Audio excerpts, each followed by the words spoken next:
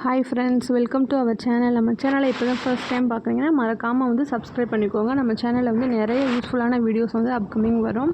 Today நம்ம பார்க்க போகிறது என்னென்னு பார்த்தீங்கன்னா, ஹேர் ஆயில் தான் வந்து நம்ம வீட்டிலேயே வந்து ரெடி பண்ண போகிறோம். ஃபஸ்ட்டு இதில் வந்து சுத்தமான தேங்காய் எண்ணெய் எடுத்துக்கிறேன், அதாவது ஒரு 3/4 லிட்டர் அளவுக்கு எடுத்துக்கிறேன். நெக்ஸ்ட் ஒன்று என்னென்னு பார்த்தீங்கன்னா, நம்மளுக்கு வந்து தேவையான இன்க்ரீடியன்ட் எல்லாமே நம்ம வீட்டிலே வந்து கிடைக்கக்கூடிய பொருள் வச்சு தான் நம்ம வந்து ரெடி பண்ண போகிறோம். மேக்ஸிமம் வந்து 12 to 13 இன்க்ரீடியன்ட்லேயே இது வந்து கம்ப்ளீட் ஆகிடும். நெக்ஸ்ட் வந்து என்னென்னு பார்த்தீங்கன்னா, இந்த ஹேர் ஆயிலுக்கு வந்து நம்ம இலையெல்லாம் பறிக்கிறோம் இல்லையா, அதெல்லாம் நல்லா வந்துட்டு கழுவிட்டு, அதாவது நல்லா வாஷ் பண்ணிட்டு ஒரு காட்டன் டவல் வச்சு நைட்டே வந்துட்டு உணர விட்டுருங்க. அப்போ தான் நம்மளுக்கு வந்து ஒரு துளி அளவு கூட வந்து இந்த ஹேர் ஆயில் வந்து தயாரிக்கும் போது நம்ம ரெடி பண்ணும்போது தண்ணி வந்து படக்கூடாது அதில். அதுக்காக தான் நான் இதை சொல்கிறேன். இப்போ நம்ம என்னென்னு பார்க்கலாம். செம்பருத்தி பூ வந்து 10 to 15 எடுத்துக்கிறேன். நெக்ஸ்ட் ஒன்று என்னென்னு பார்த்தீங்கன்னா, செம்பருத்தி இலை வந்து 1 கைப்பிடி எடுத்துக்கிறேன். மருதாணி இலை வந்து 2 கைப்பிடி எடுத்துக்கிறேன்.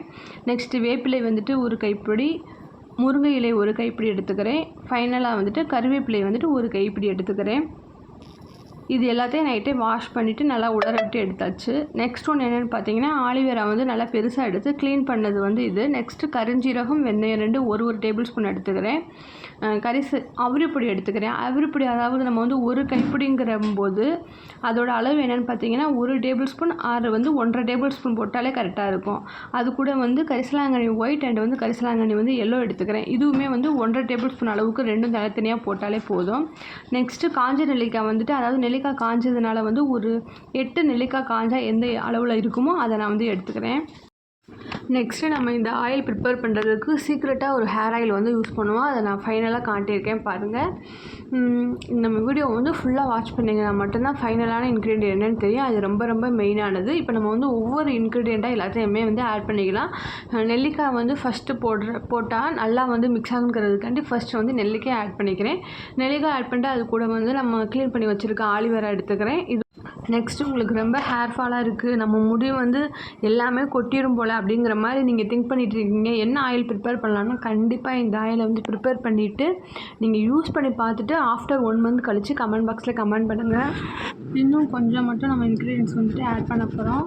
இப்போ பார்த்திங்கன்னா இந்த மாதிரி தான் இருக்குது மிக்ஸியில் நம்மளுக்கு. இன்னும் கொஞ்சம் கேப் இருக்குது. அதில் என்னென்ன ஆட் பண்ண போகிறோன்னு பார்த்தீங்கன்னா, ஃபைனலாக நம்மக்கிட்ட இருக்க வெந்தயம், கருஞ்சீரகம், நெக்ஸ்ட்டு வந்து அந்த பொடியெல்லாம் எடுத்து வச்சுருந்தோம் இல்லையா, அவரி பொடி, அதெல்லாம் வந்து ஃபைனலாக இதெல்லாம் ஒரு அரைச்சிட்டு நம்ம ஆட் பண்ணிக்கலாம். அதுக்கு முன்னாடி நம்ம வந்து ஆயில் ஆட் பண்ணியாச்சு. ஆயில் ஆட் பண்ணதுக்கப்புறம் இப்போ நம்ம மிக்ஸியை வந்து நல்லா சுத்த விட்டு பார்க்கலாம். பாருங்கள், இந்த மாதிரி தான் நம்மளுக்கு வந்து கிரைண்ட் ஆகி வரும். பாருங்கள், நல்லா மிக்ஸியை வந்து ஃபுல்லாக 3ல வச்சு அரைங்க. நெக்ஸ்ட்டு வந்துட்டு நார்மல் கொண்டு வந்துட்டு பல்ஸ் வச்சு ஓட்டுங்க. அப்போ தான் வந்து கரெக்டாக இருக்கும். இப்போ நம்மளுக்கு இந்த மாதிரி நல்லா கிரைனாக இருக்குது. இந்த ஸ்டேஜில் வந்துட்டு நம்ம என்னென்னா, ஃபைனலாக வச்சுருக்க பொடி இருக்கோம் இல்லையா, அந்த பொடி எல்லாத்தையுமே நம்ம வந்துட்டு 1 ஸ்பூன் நான் வந்து போட்டுக்கிறேன். பாருங்கள், இந்த மாதிரி அவரி பொடியை வந்து இப்போ நான் வந்து ஆட் பண்ண போகிறேன்.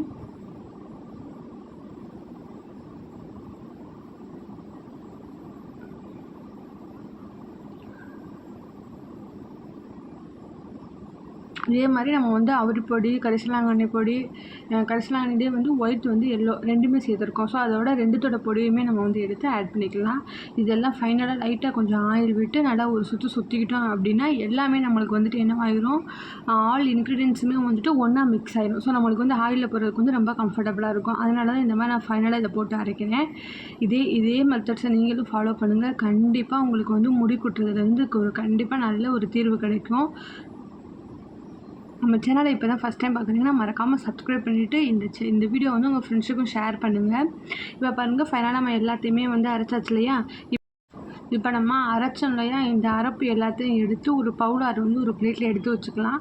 அப்போ தான் நம்மளுக்கு வந்து எண்ணெய் காய்ச்சறதுக்கு வந்துட்டு நல்லா அந்த ஸ்டேஜில் எடுத்துகிட்டு இருந்தோன்னா ஒரு பதட்டம் ஏற்படும். அதனால் நீங்கள் என்ன பண்ணிடுங்கன்னா, முன்னாடியே வந்து ஒரு பிளேட்டார் வந்து பவுலில் வந்து எடுத்து வச்சுக்கோங்க. நிதானமாக எடுத்து வச்சுக்கோங்க. எடுத்து வச்சதுக்கப்புறம் நம்ம போயிட்டு வந்து என்ன பண்ணலான்னா, ஸ்டவ் ஆன் பண்ணிட்டு ஆயில் வந்து காய்ச்சறதுக்கு வந்து ரெடி பண்ணிடலாம். இந்த மாதிரி தான், இந்த அளவுக்கு தான் நம்மளுக்கு வந்து நான் வந்து 3/4 லிட்டருக்கு எடுத்திருக்கேன். சரியா, இதில் ஒரு துளி கூட வந்து நம்ம வந்து தண்ணி வந்து யூஸ் பண்ணவே இல்லை. இப்போ நல்லா வந்து ஒரு அடிக்கனமான பாத்திரமாக உங்கள்கிட்ட என்ன பாத்திரம் இருக்கோ அதை எடுத்துக்கோங்க. இரும்பு கடாய் இருந்துச்சுன்னா அது ரொம்ப பெஸ்ட்டுன்னு சொல்லுவாங்க, நல்லாயிருக்கும் அந்த இது.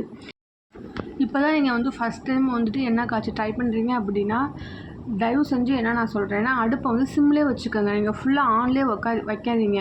ஸோ நான் வந்து சிம்லேயே வச்சு தான் வந்து பாத்திரத்தை நல்லா சூடு பண்ணிவிட்டு இப்போ என்ன பண்ணுறேன்னா ஆயில் சேர்த்துக்கிறேன். ஆயில் வந்து 3/4 லிட்டர், அதாவது வந்து இது வந்து 1/2 லிட்டர் ஆட் பண்ணியிருக்கேன். ப்ளஸ் வந்து 1/4 லிட்டர் வந்து என்னென்னா நம்ம வந்து இதில் போட்டு அரைச்சோம் இல்லையா, அதில் மீது உள்ள ஆயிலையும் ஆட் பண்ணிட்டேன். அதோட கிளிப்பு இல்லை, அவ்வளோதான். நெக்ஸ்ட் வந்து லைட்டாக வந்து நம்ம அரைச்சி வச்சுருக்கிறதுலேருந்து லைட்டாக ஒரு துளி அளவு எடுத்து விட்டு பாருங்கள் எண்ணெய் காஞ்சிருச்சான்னு சொல்லிட்டு.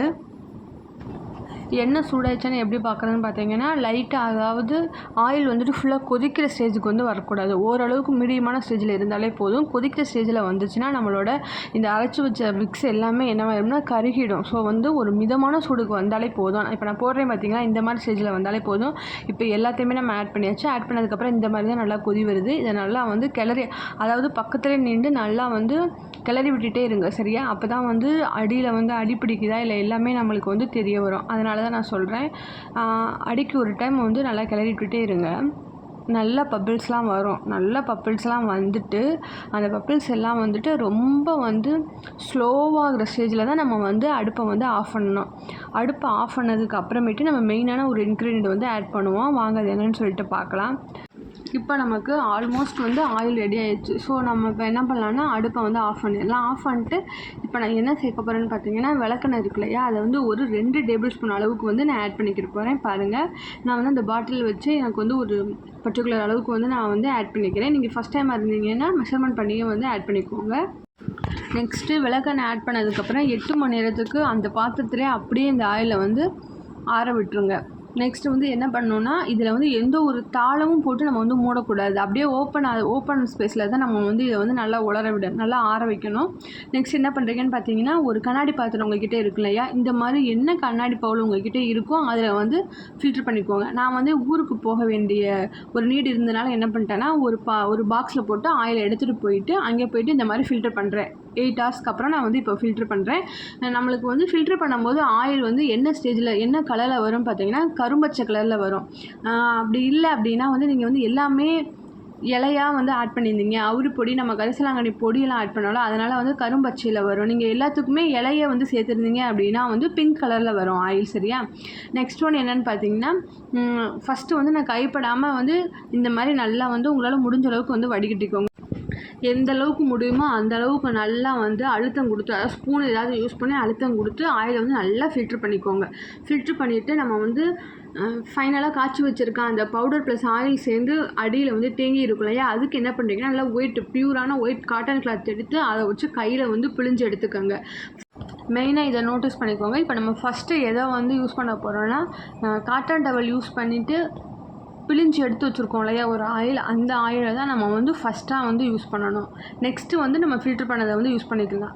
ஸோ இந்த மாதிரி யூஸ் பண்ணும்போது நம்ம வந்து ரெடி பண்ண ஆயில் வந்து சீக்கிரமாக கெட்டு போகாது. நெக்ஸ்ட்டு வந்து நம்ம வந்து ஹேர் வாஷ் பண்ணுறதுக்கு முன்னாடி ஹேரில் வந்து மாஸ்க் ஏதாவது அப்ளை பண்ணணுன்னா நம்மக்கிட்ட வந்து நிறைய ரெமடிஸ் இருக்குது. ஸோ கண்டிப்பாக நான் அதெல்லாம் அப்லோட் பண்ணுறேன். இவ்வளோ நேரம் பொறுமையாக நம்ம வீடியோ வந்து பார்த்ததுக்கு ரொம்ப தேங்க்ஸ். இந்த வீடியோ கண்டிப்பாக உங்களுக்கு யூஸ்ஃபுல்லாக இருக்கும். நீங்களும் ட்ரை பண்ணி பார்த்துட்டு ஒரு ஆஃப்டர் 1 வீக் 2 வீக்ஸ்க்கு அப்புறம் நீங்கள் கமெண்ட் பாக்ஸில் வந்து கமெண்ட் பண்ணுங்கள். ஓகே, பாய், தேங்க்யூ.